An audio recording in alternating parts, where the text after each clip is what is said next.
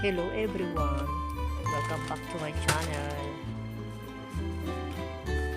Sa mga hindi pa nakapag-subscribe sa aking channel, mga baguhan, welcome po kayo dito. Sana pakisubscribe naman ang aking channel para lagi kayong makapanood sa aking mga bagong upload na aking video.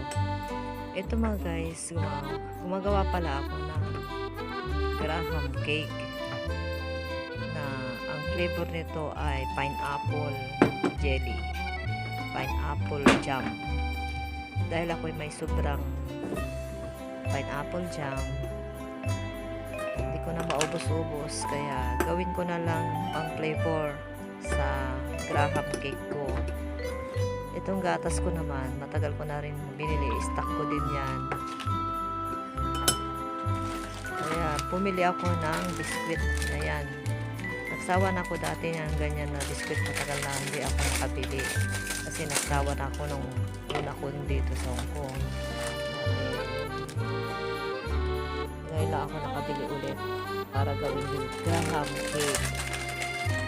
Kasi mga guys, alam ko may kulang. Alam nyo may kulang ang aking Graham. O ano yun? Alam nyo na yun kung yung mga magaling gumawa ng mga Graham cake. Huwag nyo nang pansinin mga guys kung ano yung kulang ko dyan. Bahala na kayo mag-comment kung ano yung kulang ko. Sige, babasahin ko kung mag-comment kayo sa akin kung ano yung kulang ko dyan. Pero okay na rin to, ayos na rin sa akin to. At least may flavor tayo na pineapple jelly. Ayan, pinapaturaw ko muna sa konting tubig saka gatas saka yun yung jelly para may lasa. Nagluluto ako guys, kaya ako maalis-alis dyan kasi tinitignan ko yung niluluto kong noodles pagkain ng amo ko saka yung bata. Sinisingit ko lang ito guys kasi paalis din yung amo ko, bubili sila ng isda. Tapos kung magluto, kakain din sila agad. Wala yung amo kong babae, kaya nakagawa ako nito. Kung nagluto yung amo kong babae, nahiya ako makita niya ang aking gagawin. Pero open naman ako maggawa ng sarili kong pagkain. Tapos stock ko sa rep. Konti lang kasi yung lulutuin ko guys, noodles soup lang. Kaya may oras pa ako gumawa. Sinisingit ko lang habang ako nagluluto. Ayan. Bagong bukas ng aking gatas. Lalagay ko yan sa garapon na maliit na babasagin. At ilalagay ko yan sa rep mamaya pagkatapos ko gamitin. Ito, bilog-bilog yung aking biscuit. Hindi ko alam kung paano ko siya gagawin. Basta i-invento lang ako guys paano siya madurog, paano siya magkasya sa plastic na square. May bilog ako kanina kasi na maliit yung plastic kong bilog. Ayan, pinapaibabaw ko na yung jelly na pineapple jelly. First time kong gawin itong ganitong Graham na may jelly, na may Graham.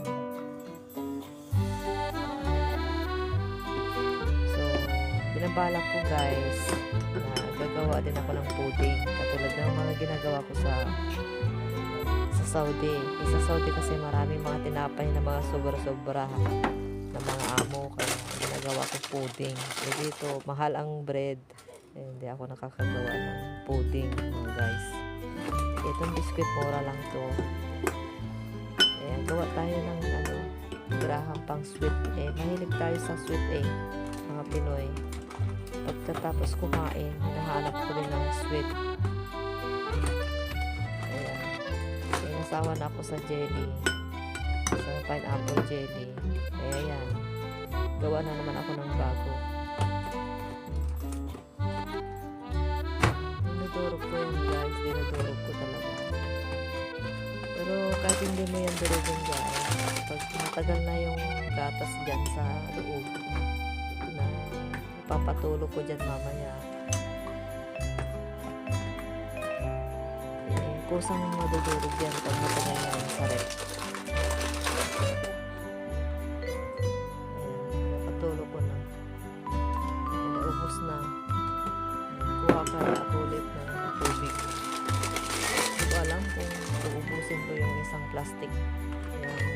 biscuit ko na yan o mag-iiwan ako.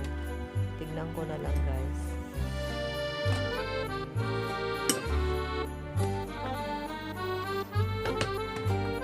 Ubusin ko na talaga yung pineapple jam na to. Para wala na akong balik-balikan dyan sa taas. Natatakot naman ako na laging matamis yung sobrang tamis kaya yan guys, yung jelly ko. Natatakot ako baka magkasakit na naman ang ngipin ko dito. Matagal na ako hindi nakasakit ng ngipin guys.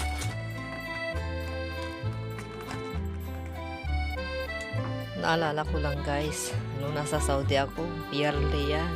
Yearly. Ewan ko, ilan na nabunot na ngipin ko dun, 3 yata. Pati pa naman yung wisdom tooth ko, nabunot na din kasi sa sobrang sakit. Kasi nga, madaming pagkain dun sa Saudi guys na matatamis. Lalo na mura yung mga, mura kaya yung mga bilihin doon, ng mga tapos pinagtatapon din yung mga chocolate. Hindi naman ako mahilig sa chocolate. Nakain man lang minsan. Pero karamihan talaga.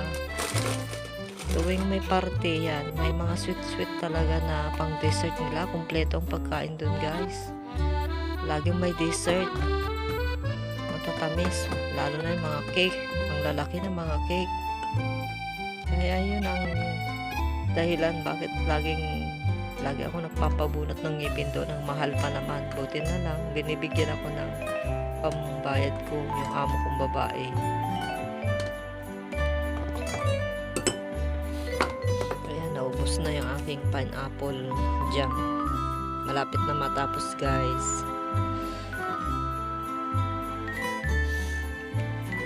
Ayan na guys, dami ko nang nilagay na gatas para mas masarap. Tatapos na ang aking graham. Ilalagay ko na sa ref mamaya.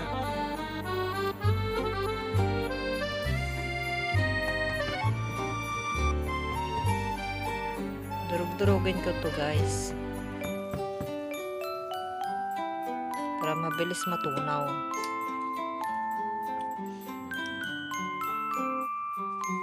Ayan na guys, ganda na yung itsura.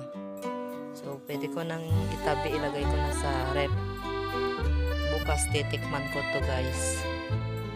So thanks for watching mga guys, see you on my next vlog.